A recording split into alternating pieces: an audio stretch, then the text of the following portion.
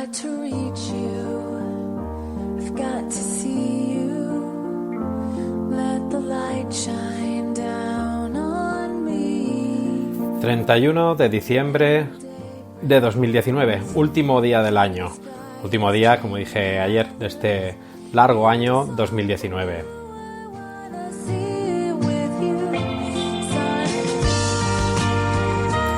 Y hoy día 31 de diciembre tenemos muchas cosas para poder hablar y para poder comentar desde este podcast de Caminar Quieto. En primer lugar intentaremos analizar este escudriñamiento, como dije ayer, alguien se rió de esta palabra que utilicé, escudriñar, que significa analizar en profundidad alguna cosa. Y de hecho pues lo que intentaremos es comentar este escudriñamiento de este acuerdo entre PSOE y Podemos, sobre todo centrándonos en los aspectos que hacen referencia a la educación, a la psicología, a la salud mental, y veremos bueno pues que hay cosas interesantes para comentar. Y después también recordar que estamos a 31 de diciembre y algunas de vuestras propuestas, concretamente una propuesta de Noelia, que nos proponía la posibilidad de hablar sobre lo que siempre ocurre el día 31, esas propuestas que hacemos para el año que viene, este 2020, qué propuestas vamos a hacer y cómo podemos hacer que esas propuestas nos funcionen. Y finalmente, pues bueno, comentar diversos aspectos vistos por las redes y observados en los medios de comunicación que siempre son interesantes para poder comentar. Seguimos adelante pues en este último día del año en Caminar Quieto.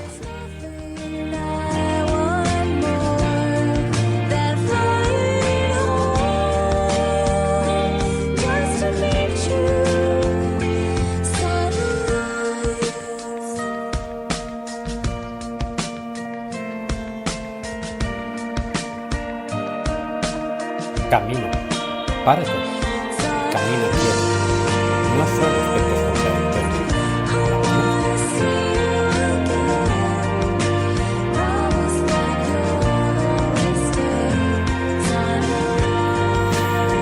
Bueno, y empecemos entonces pues a escudriñar lo que es esta propuesta de coalición progresista que ayer publicaron PSOE y Unidas Podemos, para poder observar los apartados que pueden hacer referencia a educación, a sanidad, salud mental y bueno, obviando otros, porque también son importantes o no dejan de ser menos importantes algunos aspectos referentes a la derogación de la reforma laboral, la modificación o anulación de la conocida ley Mordaza.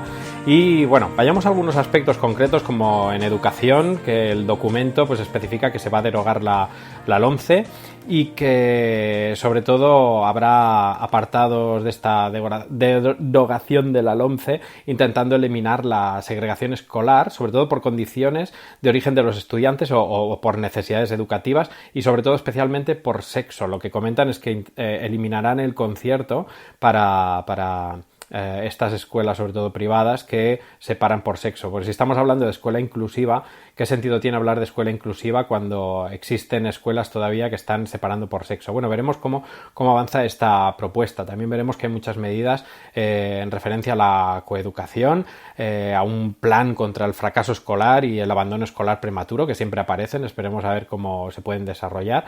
Y me llama la atención pues que comentan que se pondrá en marcha un plan de mejora para la convivencia y sobre todo la prevención del acoso, el bullying y la violencia en los centros educativos. Veremos cómo se concreta, que no sean acciones que acaben recayendo sobre las horas de los docentes, sino que existan recursos concretos, sobre todo económicos, y recursos directos aparte de los que ya se tienen, porque se está exprimiendo en exceso, en mi opinión, al profesorado, excediendo mucho más allá de las competencias que tenían, y veremos cómo se concretan todas estas actuaciones. También llama la atención que la asignatura de religión pasará a ser otra vez de carácter voluntario. Ya sabemos que en función de quién gobierna, pues esto es un partido de tenis y depende de dónde está la pelota, en el terreno de quién está, la religión pues es de carácter voluntario, sin tener una asignatura paralela como como las alternativas que aparecen, y lo que es importante es que la nota de religión dejará de ser computable a efectos académicos, que ahora con la LOMCE sí que aparecía como computable. Y llama la atención también la declaración de intenciones en uno de los puntos, concretamente el 2.1.9, que dice que prestaremos una especial atención al profesorado y a su carrera docente, pero no se concreta de qué manera se llevará a cabo estas actuaciones. También que se incrementarán los recursos públicos destinados a educación y becas, veremos en qué porcentaje y de qué manera. Y también la universalización del acceso a la educación infantil de 0 a 3 años a través de la red pública y en condiciones de equidad.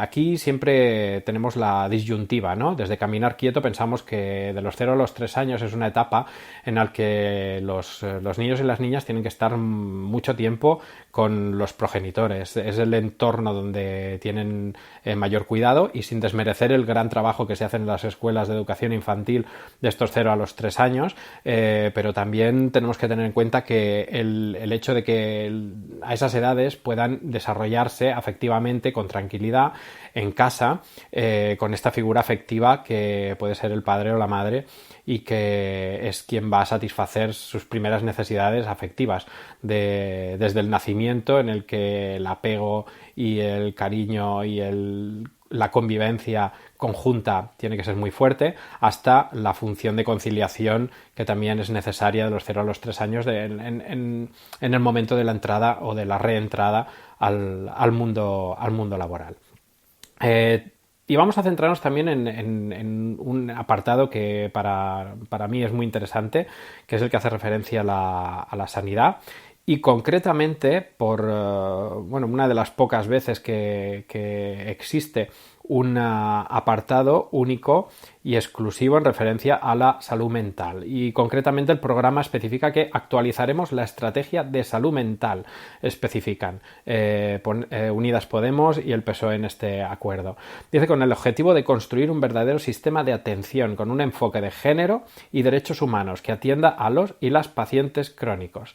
Es importante ese apartado en salud mental porque también especifican de manera muy clara la colaboración con las comunidades autónomas y qué estrategias de prevención tendrán. Y se centran mucho la atención en la prevención de la conducta suicida como uno de los puntos importantes para incluir un protocolo especial de actuación. Como siempre, actualizar la estrategia de salud mental está muy bien, pero no se especifica nada más, ni de qué manera, ni con qué presupuesto, ni, por ejemplo, los centros de salud mental infanto-juvenil, los conocidos como CESMIG, ver si van a tener más recursos, y las intervenciones van a ir más allá de algunos casos de una visita cada 3 meses, o los casos más graves, una visita mensual para seguimiento y control de medicación, y con muchas dificultades para la atención psicológica, sobre todo a la zona que yo más conozco, que es la zona de Cataluña. Y bueno, estos son los puntos que quería destacar. Hay muchísimos más en el documento que podéis consultar por internet. Es un documento de unas 50 páginas donde especifican esta declaración de intenciones, que no es poco, y ver cómo esta declaración de intenciones podrá llegar a materializarse. Desde Caminar Quieto lo seguiremos de manera muy intensa y de manera muy clara para ver de qué manera se materializa. Pero vamos a comentar otros aspectos no más importantes. Usted nunca será una hortaliza porque incluso las alcachofas tienen corazón. Pues sí, en efecto, hasta las hortalizas y hasta las alcachofas tienen corazón. Y aquí me gustaría comentar pues un detalle, un aspecto que pude observar ayer en la televisión. Concretamente, pues fue un jugador de baloncesto de la NBA, que pudieron reunirlo con su madre desde África. Él llegó a la NBA a los 16 años a poder jugar como jugador profesional, y no había visto a su madre desde hacía mucho tiempo. Y bueno, lo que llama la atención es que al llegar su madre pues se emocionó muchísimo el jugador de baloncesto, y dándole un abrazo pues se puso a llorar de una manera muy emocionante, como os podéis imaginar. Pero lo que más me llamó la atención fue la reacción de la reportera de La Sexta en ese momento en el que decía Chris Silva llorando como un niño. Y bueno, pues yo decía, pues no, llorar no es solo cosa de niños, es una manifestación emocional preciosa, y afirmaciones como esa lo que hace es que los adultos las tapemos y que los niños también aprendan a taparlas. Y llorar es una emoción muy bonita. Bueno, en las redes lo comentábamos, y por ejemplo Alba Margarito se comentaba que bien va a llorar a veces, ¿no? O Rafi Muñoz, que decía que llorar es una emoción como reír, solo que se nos enseñó que llorar es algo negativo, y estoy totalmente de acuerdo con Rafi. Y también Miriam Farelo, que decía que en pleno siglo XXI y que todavía tengamos que escuchar estas cosas, que los de La Sexta se cubren de gloria, nos decía Miriam. Y realmente pues son aspectos curiosos que todavía existan en los medios de comunicación, que las emociones se tengan que tapar de estas maneras. Y parece que no, pero estos mensajes que aparecen así, de manera escondida, realmente lo que nos lleva a pensar es que las emociones hay que taparlas. Y nada más lejos de la realidad. Las emociones hay que expresarlas y hay que hablar de ellas. Y eso pues forma parte también de caminar quieto.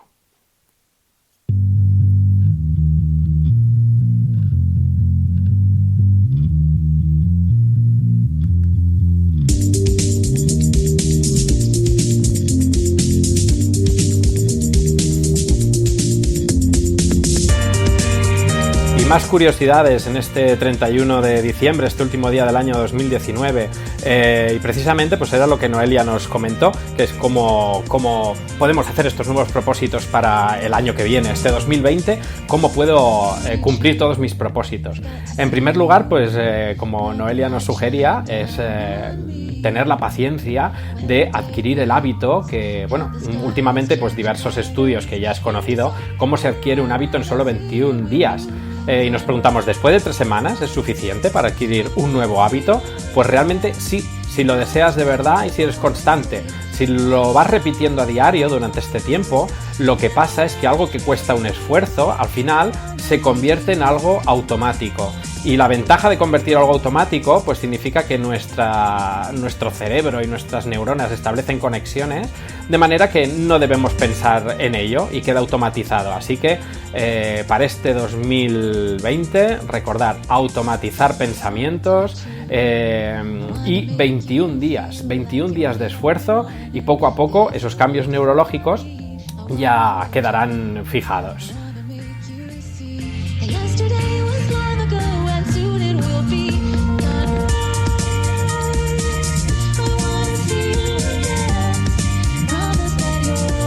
¿Y cuáles son esos propósitos que nos haremos para el año 2020? Pues vamos a centrarnos en lo que decía la revista Time, en cuáles son los propósitos que aparecen normalmente para Año Nuevo. Y ahí normalmente siempre se repiten los mismos. Seguro que os identificaréis con algunos de ellos.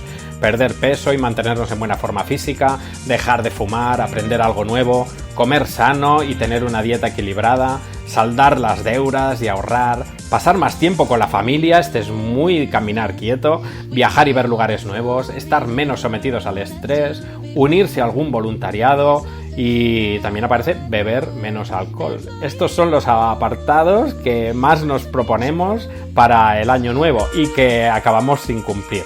Pues recordamos estos aspectos que son los 10 que más nos proponemos para el año siguiente y recordemos, 21 días, eso quiere decir que el día 21 de enero aproximadamente ya podemos tener todo eso automatizado y que no nos provoque tanta necesidad y tanto esfuerzo, así que caminemos quietos.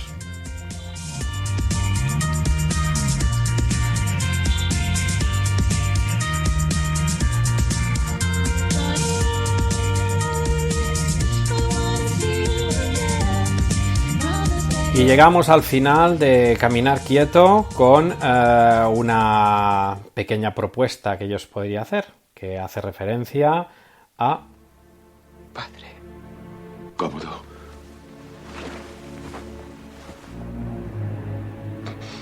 Tus defectos como hijo son mi fracaso como padre.